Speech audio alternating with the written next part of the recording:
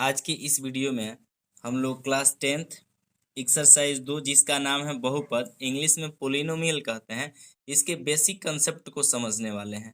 और इस लेक्चर में हम लोग जानेंगे कि एक्चुअल में बहुपद क्या होता है, बहुपद को हम पहचानेंगे कैसे, बहुपद के कौन कौन से टर्म्स हैं जो एग्जामिनेशन पॉइंट ऑफ व्यू से काफ़ी इम्पोर्टेंट है। इसके अलावा बहुपदों के प्रकार देखेंगे। तो चलिए शुरू करते हैं आज की इस वीडियो को। तो बहुपद समझने से पहले हम लोग चर अचर के बारे में जानेंगे। तो चर कहा जाता है वैसी राशि जिसका मान बदलते रहता है, फिक्स नहीं होता है, इसका मान बदलते रहता है, उसको चर कहते हैं। जैसे में हो जाएगा एक्स वाई जेड, जो लेटर है ए बी सी डी वाला, उसे हम चर कहते हैं।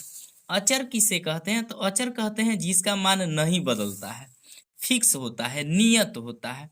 जैसे एक है, दो है, तीन है, जो अंक है। तो जितना अंक आप देखिए, अंक को हम कहते हैं अचर, और लेटर है उसको हम कहेंगे चर। जैसे हम पूछें कि बताइए ये जो हम यू लिखे हैं चर है कि अचर है, तो ये सिंपल सी बात है, आप कहेंगे कि ये तो लेटर है तो इसको हम क्या कहेंगे? चर कहेंगे। अगर हम कहेंगे 7 बताइए चर है कि अचर है, तो 7 अचर है क्योंकि इसका मान नहीं बदलता है। तो याद रखना है चर और अचर। अब देखिए बीजीय व्यंजक नाम से एक हम लोग क्लास 8 में एक्सरसाइज पढ़े हुए थे, बीजीय व्यंजक। तो उसको हम याद करते हैं, एक बार आपके रिवीजन के लिए हम बता देते हैं बीजीय व्यंजक। तो देखिए, जब चर और अचर एक साथ लिखा जाए, एक साथ आ जाए, तो उसे हम बीजीय व्यंजक कहते हैं। जैसे हमने लिखा 3x, तो 3x में चर भी है और अचर भी है। चर इसमें कौन है? तो चर है x और अचर है 3। तो चूंकि चर और अचर से मिलके बना हुआ है, इसलिए इसको हम बीजीय व्यंजक कहेंगे। एक और हम समझ लेते हैं, 5y प्लस 7। 5y प्लस 7 जो है, यह इसमें भी चर और अचर है। चर है y और अचर है 5 और 7। तो चूंकि यह चर और अचर से मिलके बना हुआ है, इसलिए यह बीजीय व्यंजक है। जैसे हम कहेंगे 70-9, यह भी एक बीजीय व्यंजक है। अब बीजीय व्यंजक आप समझ गए, चर अचर समझ गए, तो आपको बहुपद समझने में कोई परेशानी नहीं होगी। तो यहाँ हम बहुपद की परिभाषा देखते हैं। बहुपद की परिभाषा होगा वैसा बीजीय व्यंजक। बीजीय व्यंजक समझ में आ गया होगा, जो चर और अचर से मिलके बना हुआ हो। तो वैसा बीजीय व्यंजक जिसमें चर की घात पूर्ण संख्या हो, बहुपद कहलाती है। चर तो समझ में आ रहा है, अब पूर्ण संख्या क्या है, उसकी घात क्या है, इसको समझते हैं। तो देखिए, वैसा बीजीय व्यंजक जिसमें चर की घात पूर्ण संख्या हो, तो पूर्ण संख्या सभी को पता होगा, पूर्ण संख्या कहते हैं, पूर्ण संख्या गिनती की संख्याओं के पहले जब शून्य मिला दी जाए तो वह पूर्ण संख्या है। जैसे 0, 1, 2, 3, यह पूर्ण संख्या है। तो जिस बीजीय व्यंजक में, ये बीजीय व्यंजक है, ये भी बीजीय व्यंजक है, ये भी बीजीय व्यंजक है, तो जिस बीजीय व्यंजक में चर की घात, तो चर भी पता होना चाहिए, चर है एक्स वाई जेड, इसकी घात का मतलब होता है इस पर पावर जो होता है उसको घात कहते हैं। तो जिस बीजीय व्यंजक में चर की घात पूर्ण संख्या हो उसे बहुपद कहते हैं। जैसे मान लीजिए हमने यहाँ लिखा 3x, अब इसमें चर कौन है? तो चर x है। अब x पर यहाँ घात कितना है, पावर कितना है? तो पावर कुछ नहीं है, तो जहाँ पावर कुछ नहीं हो 1 मान लेते हैं। तो यहाँ चूंकि घात क्या है, 1 है, और 1 तो पूर्ण संख्या है, 0 भी पूर्ण संख्या, 1 भी है पूर्ण संख्या, मतलब 0 से लेके ऑल पॉजिटिव नंबर्स। तो यहाँ घात 1 है, तो यह बीजीय व्यंजक जो है बहुपद होगा।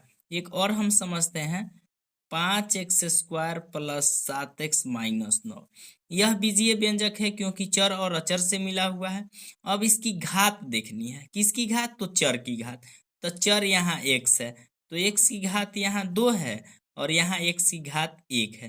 तो 1 और 2 एक और दो दोनों क्या है, पूर्ण संख्या है, तो इसमें चर की घात पूर्ण संख्या है, इसलिए यह बीजीय व्यंजक क्या है, बहुपद है।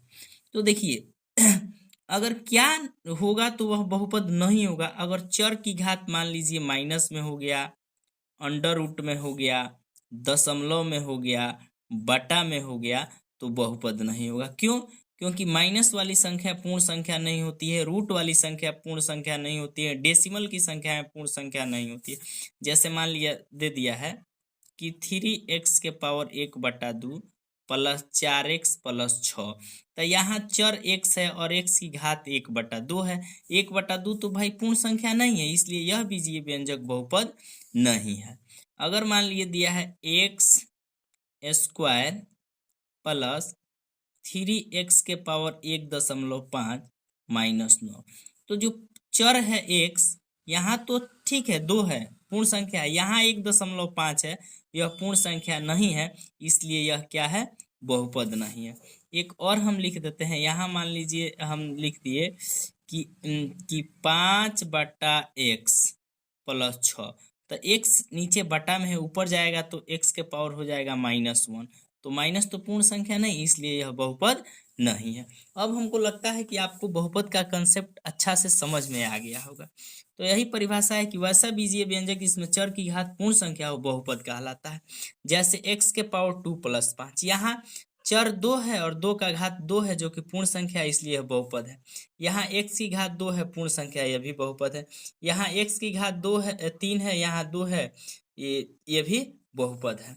अब देखिए बहुपद की घात, तो जो चर की सबसे बड़ी घात होती है वही बहुपद की घात कहलाती है। तो चर यहाँ x है, x के पावर 2 है, यहाँ पावर 1 है, तो घात लिखना है तो एक वाला नहीं लिखेंगे, जो मैक्सिमम घात है, बड़ी घात, वही घात लिखें। तो यहाँ हो जाएगा घात, बहुपद की घात हो जाएगा, क्या हो जाएगा, 2।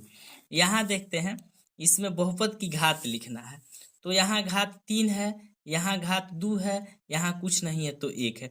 अब इसमें पूछा जाए आपसे बहुपद की घात कौन है, तो जो सबसे बड़ी पावर है वही बहुपद की घात हो जाएगी। तो यहाँ सबसे बड़ी घात कौन है, चर की, तो 3 है, तो यहाँ लिख देंगे बहुपद की घात बराबर 3।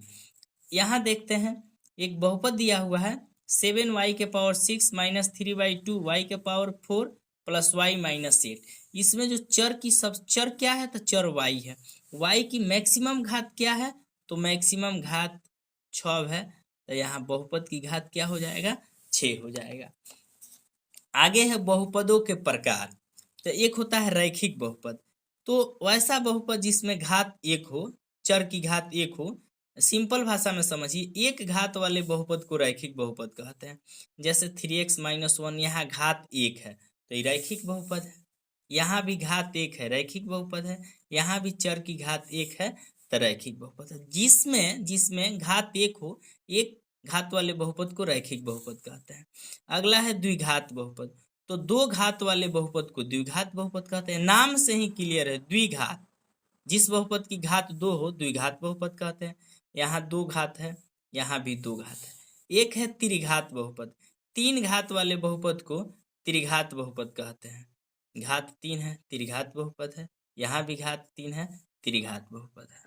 एक चीज को और हम समझते हैं, बहुपद का गुणांक। कई बार ऑब्जेक्टिव टाइप क्वेश्चन में ये पूछ दिया जाता है गुणांक।